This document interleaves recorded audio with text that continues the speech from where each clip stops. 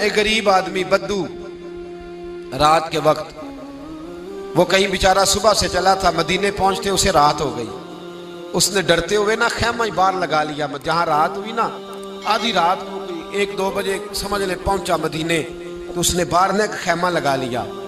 بیوی اس کی امید سے تھی، بچے کی ولادت کا وقت قریب آ گیا، بیمار ہو گئی. اس نے خیمہ لگایا، بیوی اندر ہے. حضرت عمر فاروق گشت پہ تھے رات کو، ساتھ ایک غلام تھا.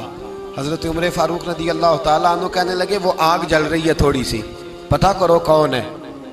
تو آپ کا غلام پتہ کرنے گیا تو بدو نے ڈانٹ دیا، کہنے لگے جاؤ تمہیں کیوں بتاؤں. حضرت عمر خود گئے، کہنے لگے مسافر بھائی بتا تو صحیح. کہنے لگا جی چھوڑے، میں آپ کو کیوں بتاؤں، میں کون ہوں، کیسے آیا ہوں. فرمایا خیمے کے اندر سے کراہنے کی آواز آتی، کوئی درد سے چیخ رہا ہے، بتا ہمیں بات کیا ہے. کہنے لگا جی میں فلاں بستی فلاں علاقے کا ایک غریب ہوں، امیر المومنین عمر فاروق سے ملنے آیا ہوں، اور رات ہو گئی ہے تو یہاں خیمہ لگایا ہے، صبح میں ان سے مل کے چلا جاؤں گا. تو رات کو تکلیف دینا پسند نہیں کیا، تو میری بیوی امید سے تھی، اب بچے کی ولادت کا وقت قریب ہے، پاس کوئی نہیں. حضرت عمر کہنے لگے تو ٹھہر میں ابھی آیا. چہرے پہ نقاب ہے، اسے بتایا نہیں میں ہی امیر المومنین. عمر دوڑے گئے، اپنی زوجہ سے کہنے لگے اگر تجھے بہت بڑا اجر مل رہا ہو تو حاصل کرے گی. کہا کروں گی. تو کہنے لگے چل پھر میرے ساتھ، بہت بڑا اجر ہے.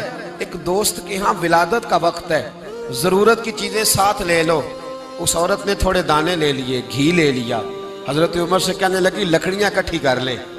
امیر المومنین کونسلر کی بات نہیں بتا رہا آپ کو، میں آپ کو ایم پی اے کی بات نہیں بتا رہا، ایم این اے کی بات نہیں بتا رہا، جو 10 گاؤں کو ملا کے چیئرمین بنا اس کی بات نہیں بتا رہا. اس کی بات بتا رہا ہوں جو 22 لاکھ مربع میل کا حکمران ہے. اس کی بات بتا رہا ہوں جو گلی سے گزرے تو شیطان رستہ ہی بدل جاتا ہے. اس کی بات بتا رہا ہوں جس کے بارے میں میرے مصطفیٰ کریم صلی اللہ تعالیٰ علیہ وآلہ وسلم نے فرمایا میرا عمر تو وہ ہے کہ 950 سال حضرت جبریل بھی اس کی شان بیان کرے تو عظمت ختم نہیں ہوتی. اتنا بڑا شخص. حضرت عمر نے لکڑیاں اکٹھی کی، اینٹوں کا روڑے لے کے چولہا بنایا، پہنچ گئے. آپ کی زوجہ کہنے لگی یہ تھوڑے دانے ڈالنے، گھی ڈالنے اور ایک لکڑی لے کے اس کو ہلائیں، تیار کریں. خود زوجہ اندر چلی گئی، حضرت عمر باہر پکانے لگے.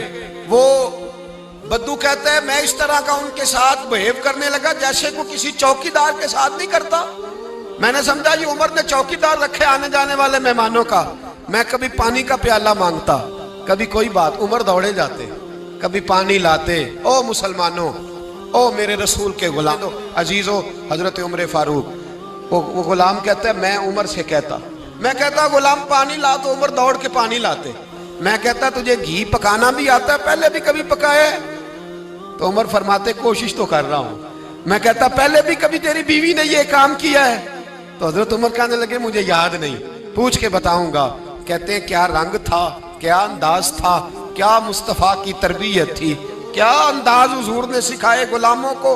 یہ کس طرح کا امیر ہے کہ یہ ہنڈیاں پکا رہا ہے، پھونکے مار رہا ہے ایک غریب کے لیے، دیہاتی کے لیے جسے جانتے بھی نہیں.